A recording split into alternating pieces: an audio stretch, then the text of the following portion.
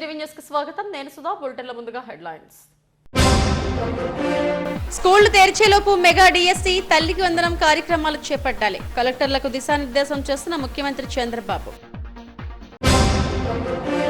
విశాఖను అంతర్జాతీయ స్థాయి నగరంగా తీర్చిదిద్దడమే కూటమి సర్కారు లక్ష్యం. ప్రభుత్వ విప్ గణబాబు వెల్లడి.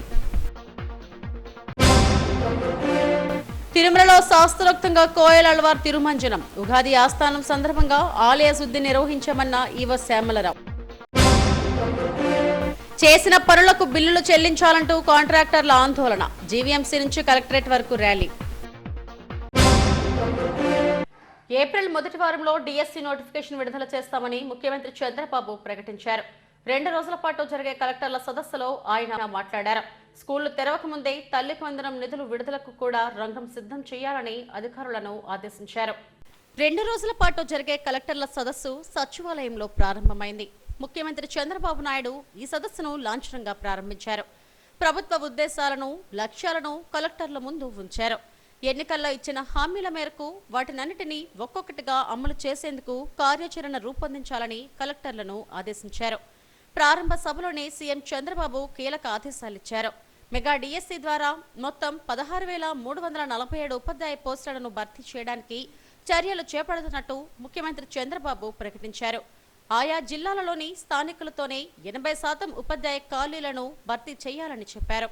పాఠశాల విద్యాశాఖ పరిధిలో 13,661, ఎస్సీ సంక్షేమ శాఖ పరిధిలో 439, బీసీ సంక్షేమ శాఖ పరిధిలో 170, ఎస్టీ సంక్షేమ సంఘం పరిధిలో 2024 ఖాళీలు ఉన్నాయి. విభిన్న ప్రతిభావంతుల శాఖలో 49, బాల నేరస్తులకు విద్యాబోధన కోసం 15 టీచర్ పోస్టులు ఉంటాయని చెప్పారు. ఏప్రిల్ మొదటి వారంలోనే నోటిఫికేషన్ ఇస్తామని, జూన్లో పాఠశాలలు తెరిచేలోపు నియామకాలు చేపట్టనున్నట్టు సీఎం ప్రకటించారు.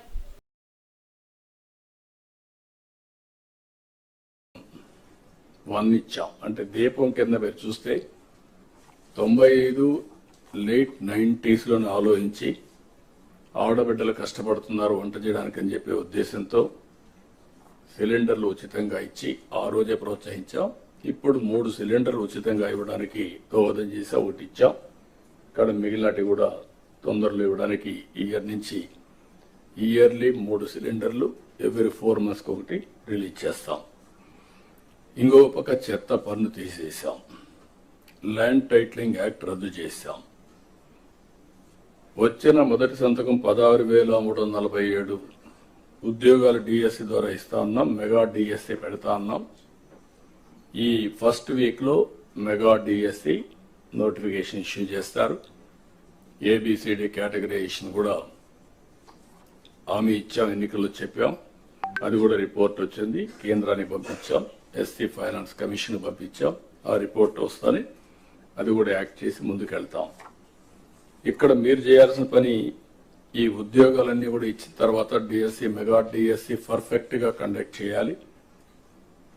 ఎక్కడ కూడా ఇప్పుడు కూడా నాకు బాగా జ్ఞాపకం, తెలుగుదేశం పార్టీ దగ్గర 1,50,000 ఒకేసారి ఇప్పుడు ఇచ్చిన ఉద్యోగాల్లో మెజారిటీ తెలుగుదేశం అధికారం ఉన్నప్పుడు ఇచ్చాం. చాలా ట్రాన్స్పరెంట్ గా ఇచ్చాం. 80% ఇచ్చాం.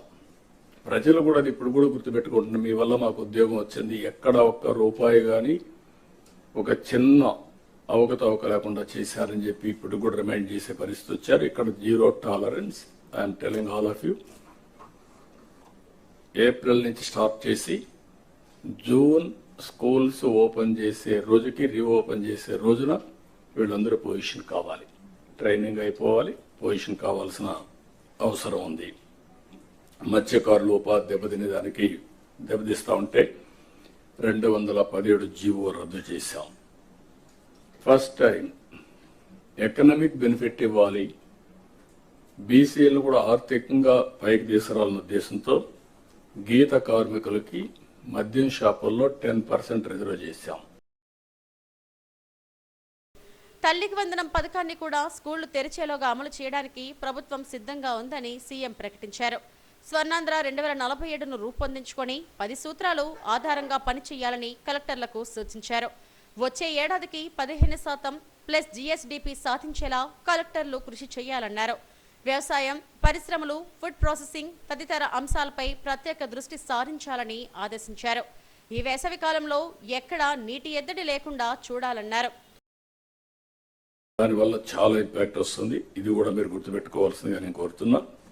అదే సమయంలో వచ్చే నెల మే నెలలో తల్లికి వందనం 15,000 రూపాయలు ఇస్తా అన్నాం. ఎంతమంది పిల్లలుంటే ఎంతమంది అని వర్కౌట్ చేస్తున్నాం. తొందరలో మీకు గైడ్ లైన్స్ ఇస్తాం. దాన్ని ప్రాపర్గా ప్రిపేర్ అయ్యి ప్రాపర్గా డిస్ట్రిబ్యూట్ చేసే పరిస్థితి రావాలి. బిఫోర్ స్కూల్స్ రీఓపెన్ దీన్ని మనం వాళ్ళకి అందజేయాల్సిన అవసరం ఉంది. అన్నదాత కింద 3 instalments from now onwards. Government of India ఇచ్చినప్పుడంతా 3 ఇన్స్టాల్మెంట్స్ కింద 5,000, 5,000, 4,000 మనం కూడా అకౌంట్లో వేస్తాం. ఇది కూడా మీరు గుర్తుపెట్టుకోవాలి. ఇది కాకుండా మత్స్యకారులకు 20,000 రూపాయలు ఏప్రిల్లో వాళ్ళ అకౌంట్లో వేయాల్సిన అవసరం ఉంది. ఆ సమయంలో క్రాప్ హాలిడే ఉంటుంది. ఆ సమయంలో వారికి ఇవ్వాల్సిన అవసరం ఉంది.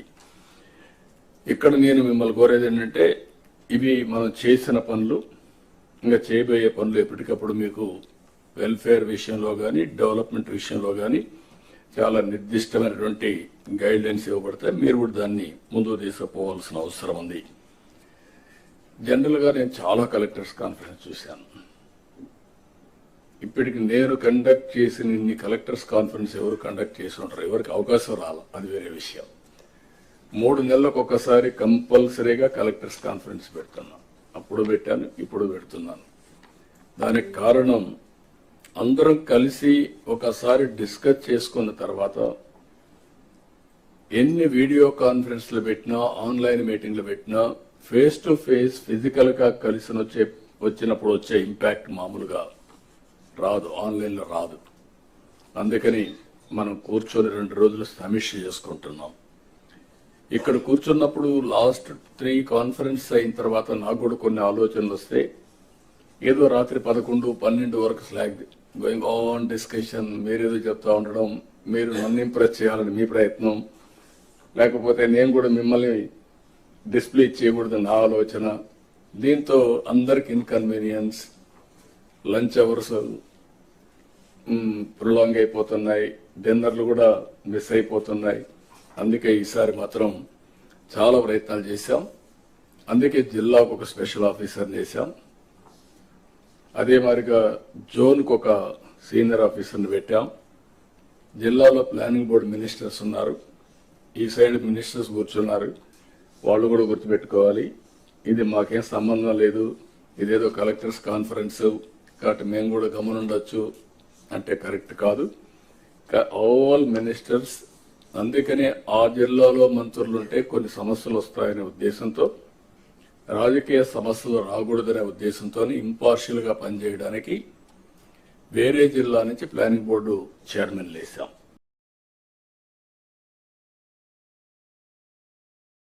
ఈ సదస్సులో అనకాపల్లి జిల్లా నక్కపల్లి వద్ద 75,000 కోట్లతో చేపట్టనున్న స్టీల్ ప్లాంట్ నిర్మాణం, 20 లక్షల కుటుంబాలకు సోలార్ రూఫ్ టాప్ అమర్చడం వంటి లక్ష్యాలను కలెక్టర్లకు సీఎం నిర్దేశించారు. ఈ సమావేశంలో సిఎస్ విజయానందతో పాటు కలెక్టర్లు పాల్గొన్నారు.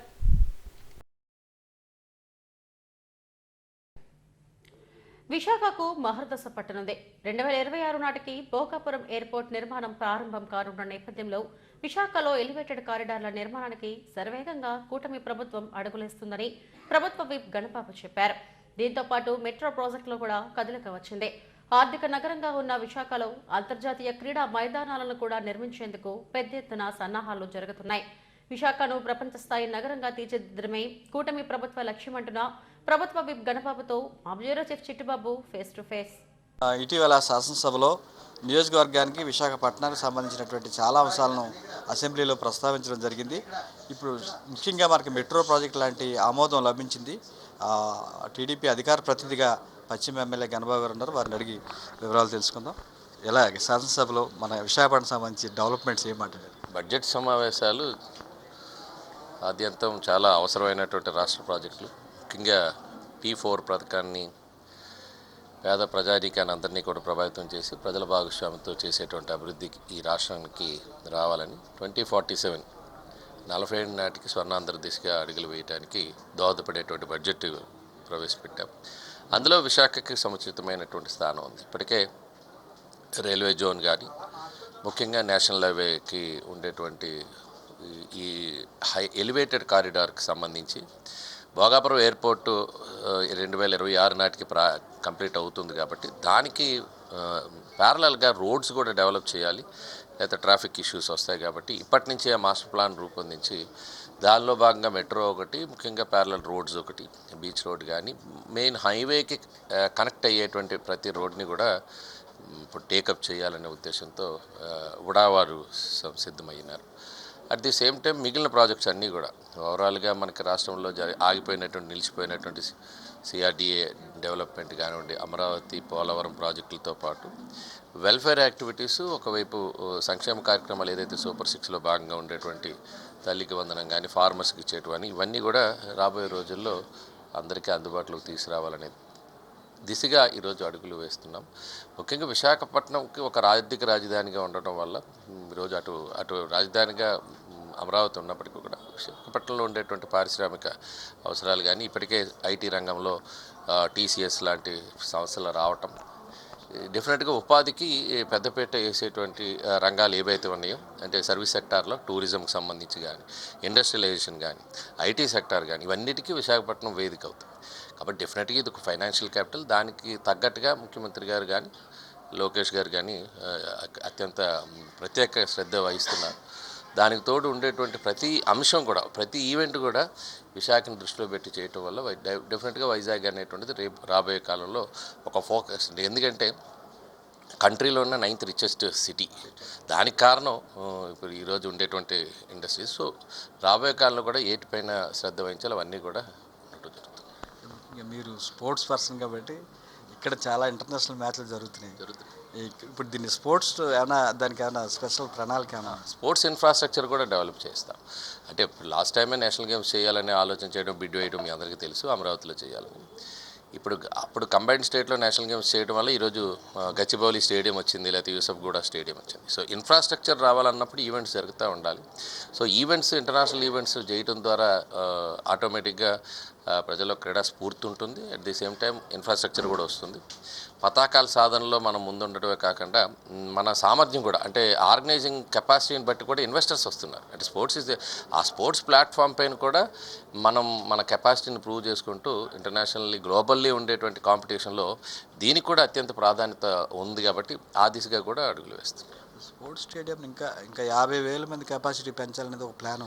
అవును, బయట ఇంటర్నేషనల్, ఇప్పుడు మనం బయట అంతర్జాతీయంగా చూసుకున్నప్పుడు సియోల్, కొరియా కానీ, లేదంటే ఇతర జపాన్లో కానీ, రష్యాలో కానీ, చైనాలో కానీ, మీరు అమెరికాలో కానీ స్టేడియాస్ చూస్తే అంటే ఆ కెపాసిటీ, స్టేడియం కెపాసిటీ అంత ఉన్నాడు. అంటే హైయెస్ట్ వ్యూవర్స్ 50,000 పై చెలుకుండేటువంటి స్టేడియాస్ ఉన్నాయి.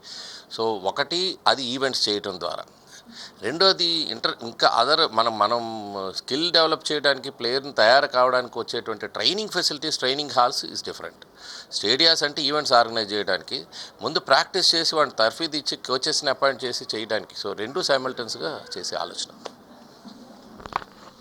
ఇది విశాఖ నగరానికి మెట్రో ప్రాజెక్టుతో పాటు క్రీడాపరంగా కూడా అభివృద్ధి చేసేందుకు తను సన్నాహాలు చేస్తున్నానని టీడీపీ అధికార ప్రతినిధి గణబాబు చెబుతున్నారు. కెమెరామెన్ నగేష్తో చిటిబాబు, ఎస్డివి, విశాఖ నుంచి. తిరుమల శ్రీవారి ఆలయంలో ఆగమోక్తంగా కోయిల్ అల్వార్ తిరుమంజనం నిర్వహించారు. ఈ నెల 30వ తేదీన ఉగాది ఆస్థానాన్ని పురస్కరించుకుని మంగళవారం కోయిల్ అల్వార్ తిరుమంజనం నిర్వహించారు. టీటీడీ చైర్మన్ బిఆర్ నాయుడుతో కలిసి ఈవో శ్యామలరావు మీడియాతో మాట్లాడారు. సాధారణంగా ఉగాది, ఆనివార ఆస్థానం, బ్రహ్మోత్సవాలు, వైకుంఠ ఏకాదశి పర్వదినాలకు ముందు వచ్చే మంగళవారం కోయిల్ అల్వార్ తిరుమంజనం నిర్వహించడం ఆనవాయితీగా వస్తుందన్నారు. స్వామివారి మూల విరాట్కు వస్త్రంతో కప్పి ఆలయ శుద్ధి నిర్వహించామని చెప్పారు. తిరుమంజనం అనంతరం పవిత్ర పరిమళ జలాన్ని ఆలయమంతటా ప్రోక్షణం చేశారు. అనంతరం స్వామివారి మూల విరాట్కు కప్పిన వస్త్రాన్ని తొలగించి ప్రత్యేక పూజ, వైదిక కార్యక్రమాలను అర్చకులు శాస్త్రోక్తంగా నిర్వహించారు. అనంతరం భక్తులను దర్శనానికి అనుమతించారు. ఈ కార్యక్రమంలో టీటీడీ బోర్డు సభ్యులు పాల్గొన్నారు.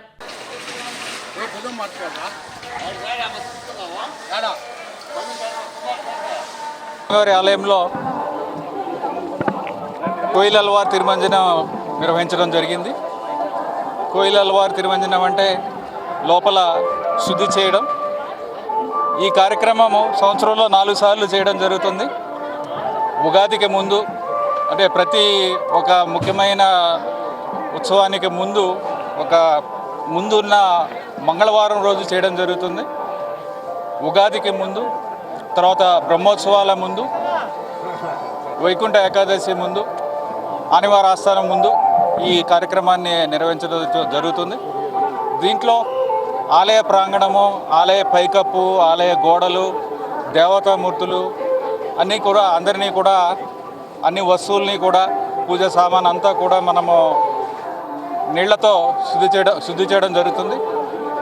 ఈ సమయంలో స్వామివారి మూలమూర్తికి వస్త్రం కప్పి ఈ కార్యక్రమం అయిన తర్వాత సుగంధ ద్రవ్యాలతో ఆలయం మొత్తం కూడా సంప్రోక్షణ చేయడం జరుగుతుంది. ఈ సంప్రోక్షణ అయిన తర్వాత ప్రత్యేక పూజల ద్వారా ఆగమ శాస్త్రం ద్వారా ప్రత్యేక పూజలు స్వామివారికి నిర్వహించడం జరుగుతుంది. నైవేద్యం సమర్పించడం జరుగుతుంది. ఈ కార్యక్రమంలో చైర్మన్ గారు, బోర్డు సభ్యులందరూ కూడా, అలాగే అధికారులు, నేను ఈఓ, అలాగే ఎడిషనల్ ఈఓ గారు, జేఈఓలు అందరూ అధికారులు కూడా ఈ కార్యక్రమాన్ని చాలా నిర్విఘ్నంగా నిర్వహించాము. ధన్యవాదాలు.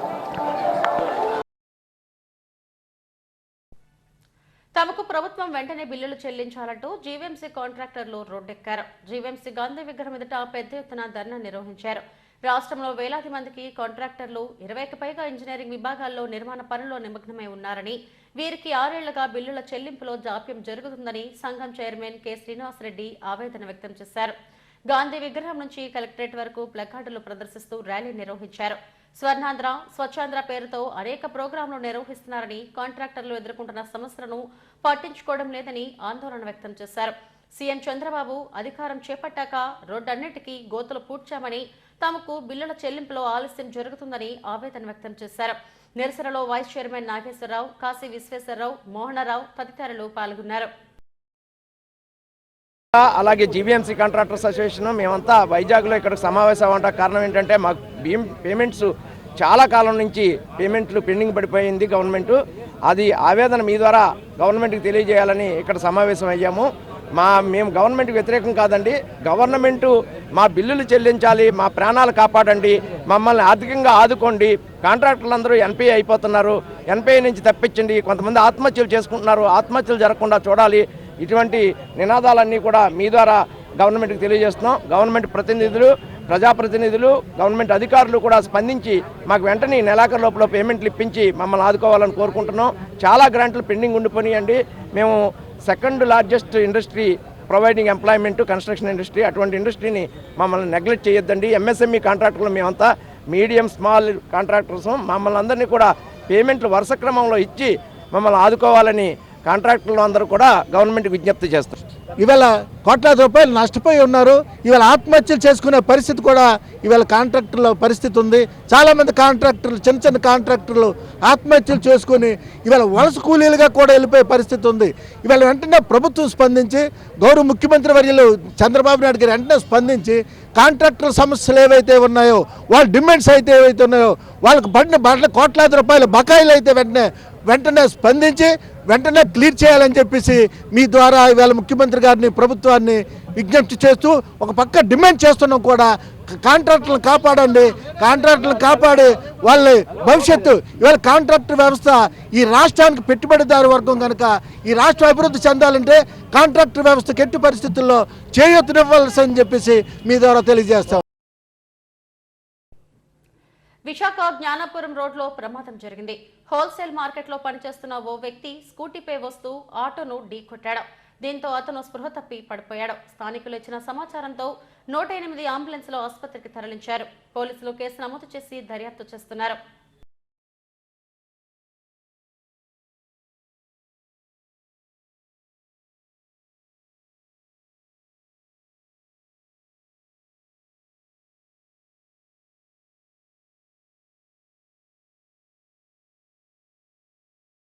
విద్యార్థులు క్రమశిక్షణతో కూడిన విద్యను అభ్యసించినప్పుడే ఉన్నత శిఖరాలను అధిరోహించగలరని శాసనసభ స్పీకర్ చింతకాల అయ్యన్న పాత్రుడు అన్నారు. అనకాపల్లి జిల్లా నర్సీపట్నం ప్రభుత్వ పాలిటెక్నిక్ కళాశాలలో జరిగిన ఉద్యోగ విజయోత్సవ కార్యక్రమానికి ఆయన ముఖ్య అతిథిగా హాజరయ్యారు. ఇక్కడ విద్యాభ్యాసం చేసి వివిధ కంపెనీల్లో ఉద్యోగాలు పొందిన వారికి ఉద్యోగ నియామక పత్రాలు అందజేశారు. అలాగే కాకినాడ కైట్ కాలేజీలో చదివిన నర్సీపట్నం విద్యార్థులకు కూడా స్పీకర్ చేతుల మీదుగా ఉద్యోగ పత్రాలు అందజేశారు.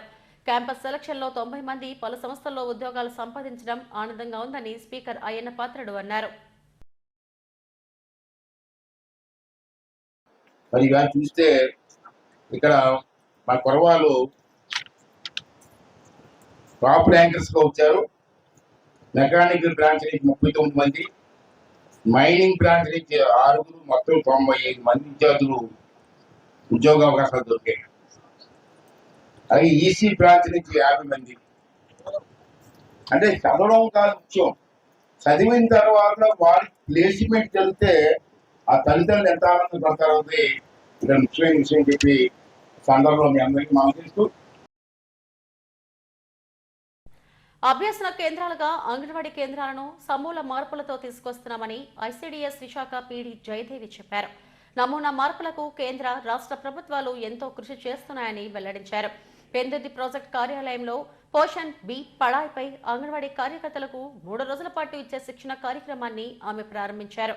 నూతన జాతీయ విద్యా విధానంలో అంగన్వాడీ కేంద్రాలను మరింతగా బలోపేతం చేస్తున్నారని, వీటిని అభ్యాసక కేంద్రాలుగా తీర్చిదిద్దేందుకు టీచర్లకు పూర్తి స్థాయిలో శిక్షణ ఇస్తున్నట్టు వెల్లడించారు. ప్రాజెక్ట్ అధికారిని డి నీలవేణి, రిసోర్స్ పర్సన్లు గీతాలక్ష్మి, ఏ లక్ష్మీదేవి బేగం తదితరులు పాల్గొన్నారు. కడుపులో గర్భంలో ప్రథమ కణం రూపొందించిన దగ్గర నుంచి 6 సంవత్సరాల వయసు వచ్చే వరకు మన ప్రభుత్వం తరఫున మన అంగన్వాడీలో చేస్తున్న కార్యక్రమమే పోషణ. అత్యంత ప్రతిష్టాత్మకమైనది. పోషణ లేకపోతే ఏ వ్యక్తి బతకడు. ఈ భూమి మీద ఆవిర్భవించిన ప్రతి ప్రాణికి కూడా పోషణ అనేది చాలా అవసరం. తిండి తినకపోతే కొన్ని రోజులు బ్రతుకుతారేమో కానీ ఎక్కువ రోజులు ఉండలేదు. పొట్టి శ్రీరాములు కూడా 50 ఏర్పాటు చేసి అంగన్వాడీ టీచర్ని ఆయాన్ని ఇచ్చి ఈ పిల్లల్ని పోషించడం అనేది జరుగుతుంది. ఈ పోషణ అనేది ఇదివరకైతే పేదరికంలో ఉండే పిల్లలను పెట్టుకున్నారు, కానీ అంటే ఇది ఆవిర్భవించినప్పుడు మన అంగన్వాడీ వ్యవస్థ ఆవిర్భవించినప్పుడైతే ఎక్కడికి వెళ్ళి పూర్ చిల్డ్రన్ని తెచ్చేవారు. ఇప్పుడు పూర్వం నుంచి తేడా లేదు. Real life ministries charitable trust వ్యవస్థాపకుడు doctor reverend Y David Pinni bishop అయ్యారు.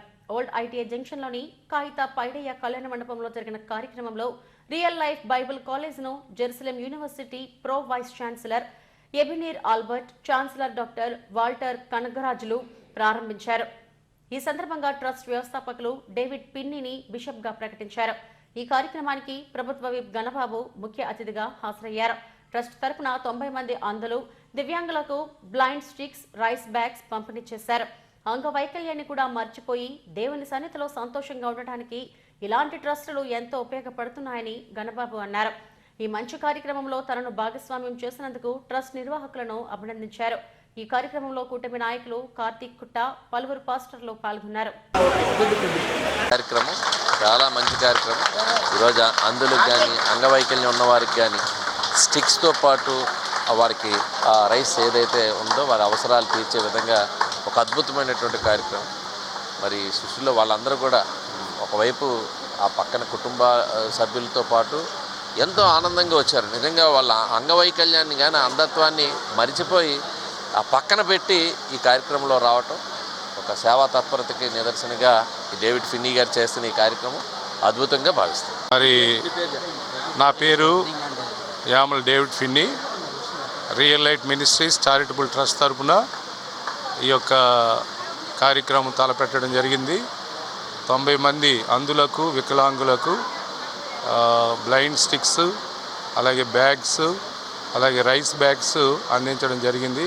ఈ కార్యక్రమానికి మరి గౌరవ అతిథిగా విచ్చేసిన గణబాబు గారికి, కార్యక్రమాన్ని సహకరించిన మీడియా వాళ్ళకి, అలాగే ఆర్థికంగా సహకరించిన వాళ్ళందరికీ ప్రభు పేరిట వందనాలు చెల్లిస్తున్నాను. మత్స్యకారం మహిళ బొడ్డు సుగుణ ఆత్మహత్యకు కారకులైన దోషులను తక్షణమే అరెస్టు చేయాలని బాధితులు డిమాండ్ చేశారు. ప్రెస్ క్లబ్ లో మీడియాతో మాట్లాడారు. తీసుకున్న అప్పు కోసం వేధించడం వల్లే సుగుణ ఆత్మహత్యకు పాల్పడిందని ఆరోపించారు. ఈ సంఘటన జరిగి 11 రోజులు గడిచినా పోలీసులు నిందితులను అరెస్టు చేయలేదని ఆరోపించారు. తక్షణమే తమకు న్యాయం చేయాలని కోరారు.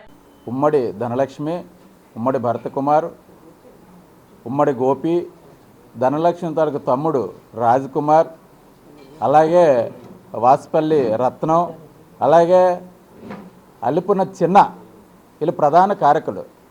ఏదైతే బొడ్డు సుగుణ అప్పు తీసుకుందో ఆ అప్పుని విపరీతమైన టార్చర్ పెడుతూ వేధింపులు చేస్తూ రోజు ఇంటికి వచ్చి ఆమె పైన దాడులు చేస్తూ అలుపున చిన్న అనే ఆవిడ పెద్ద ఎత్తున హింసిస్తూ బాధలకు గురి చేస్తూ ఇవన్నీ తట్టుకోలేక ఏదైతే 6వ తేదీ సాయంత్రం బొడ్డు సుగుణ ఇంటికి వచ్చినట్లు కూడా వీడియో ఫుటేజీలు కూడా ఉన్నాయి. ఆమెను తీసుకెళ్ళినట్టు కూడా సాక్ష్యాలు ఉన్నాయి. ఇవన్నీ చేస్తూ ఇంటికి తీసుకెళ్ళి రాత్రి 8 గంటలకి బొడ్డు సుగుణ ఇంటి వద్దకి మళ్ళీ ఉమ్మడి ధనలక్ష్మి కుటుంబ సభ్యులందరూ వచ్చి మీ ఆవిడ ఏదని అడిగారు. ఎవరిని? సుగుణ భర్తని. సుగుణ భర్త అన్నాడు, మీకు ఏదో 1 లక్ష రూపాయలు ఇవ్వాలట కదా, ఆ 1 లక్ష రూపాయలు నేను తెచ్చిచ్చాను, ఆ డబ్బులు పట్టుకుని మీ ఇంటికే వచ్చి ఉంటుందని చెప్తే మా ఇంటికి రాలేదని చెప్పారు. అక్కడి నుంచి వాళ్ళ ఇంటికి వెళ్ళారు. ఇంటికి వెళ్ళిన 5 నిమిషాలకు మళ్ళీ బొడ్డు సుగుణ భర్తకి ఫోన్ చేసి మీ ఆవిడ మా ఇంట్లో చనిపోయి ఉంది, ఫ్యాన్కి ఉరేసుకొని చనిపోయి ఉందని చెప్పారు. ఇది ఎంతవరకు కరెక్ట్ అన్నది తెలీదు. ఆ కూతుర్ని చంపిన వాళ్ళకి భారీగా జైలు చెత్త చేయాలి. వేసి వాళ్ళకి బెయిల్ పిటిషన్ రాకుండా చెప్పకూడి తిని ఫ్యాన్ విలువేదాలకి తెలియాలి. మాకు మా పిల్లలకి న్యాయం చెయ్యాలి. మీ ఏలువారికి శతకోటి ధన్యవాదాలు. నేను చాలా చాలా కష్టపడ్డాను. నాకు ఇంత అన్యాయం జరిగిందంటే నా ఫ్యామిలీ మెంబర్స్ నా కూతురికి చంపేశారంటే వెంటనే రావాలి. ఎమ్మెల్యే కానీ ఎంపీ కానీ నా దగ్గరకు రోజు కొంతమంది వస్తారు. నా గురించి ఎందుకు నిరాశ చేస్తున్నారు? వాళ్ళ డబ్బుల వల్ల మన పేదోళ్ళమేనా? పేదోళ్ళు ఏం చేస్తారనా? పేదోళ్ళు చెత్త ఏటో చూపిస్తాను. హెడ్లైన్స్ స్కూళ్లు తెరిచేలోపు మెగా డిఎస్సి తల్లికి వందనం కార్యక్రమాలు చేపట్టాలి. కలెక్టర్లకు దిశానిర్దేశం చేస్తున్న ముఖ్యమంత్రి చంద్రబాబు. విశాఖను అంతర్జాతీయ స్థాయి నగరంగా తీర్చిదిద్దడమే కూటమి సర్కారు లక్ష్యం. ప్రభుత్వ విప్ గణబాబు వెల్లడి. తిరుమలలో శాస్త్రోక్తంగా కోయల్ అల్వార్ తిరుమంజనం. ఉగాది ఆస్థానం సందర్భంగా ఆలయ శుద్ధి నిర్వహించామన్న ఈవ శ్యామలరావు.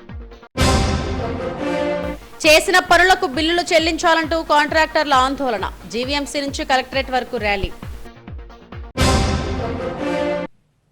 ఇవి ఇప్పటివరకు నా బులెటిన్ అప్డేట్స్. నమస్తే.